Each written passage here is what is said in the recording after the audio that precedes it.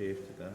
Dostlar, artıq saç əkiminin 10 günü məndə tamam oldu və bu da deməkdir ki, bu günləri qabıq tökmə günü olacaq. Baxın və o prosesi özüm eləyəcəm. Yəni özümüz heç bir klinikaya getmədən, bax ilk növbə bizə Pantenon lazımdır.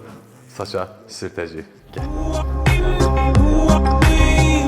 Artıq Pantenon losyonunu da sürtdük və 30 dəqiqə gözləyəcəyik. 30 dəqiqədən sonra qabıqları təmizləyəcəyik. Deməli 30 dəqiqə bitdi. İndi isə keçirik əsas prosesə, qabıq tökmə. Bax özümüz eləyəcəyik burada.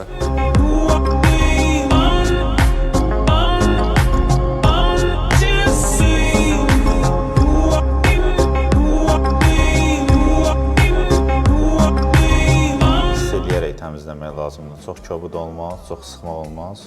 Ehtiyatla. Yəni Maksimum dərəcədə.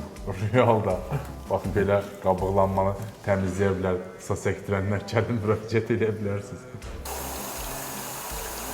Təmizləndi qabıqlar. Qabıqlar hamısı təmizləndi. İndi keçirik şampun prosesini təmizləməyə. Burada əsas nəzər çatdırır ki, başqa şampun qətiyyən vurmaq olmaz. Saçı yuyub bitirdikdən sonra dəsmaldan çox sterilizə olunmuş salfetlər olsa daha yaxşı olar ki, infeksiyaya qapmasın. Deməli dostlar, bax sizə qabıq tökmə prosesini də göstərdik. 10 günümüz belə bitdi. Şeyx Cəbra, çox sağ ol, sən minnətdaram həqiqətən.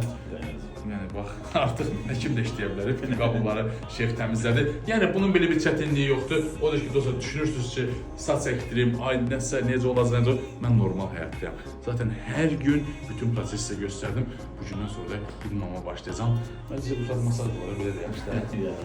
Sağ olun.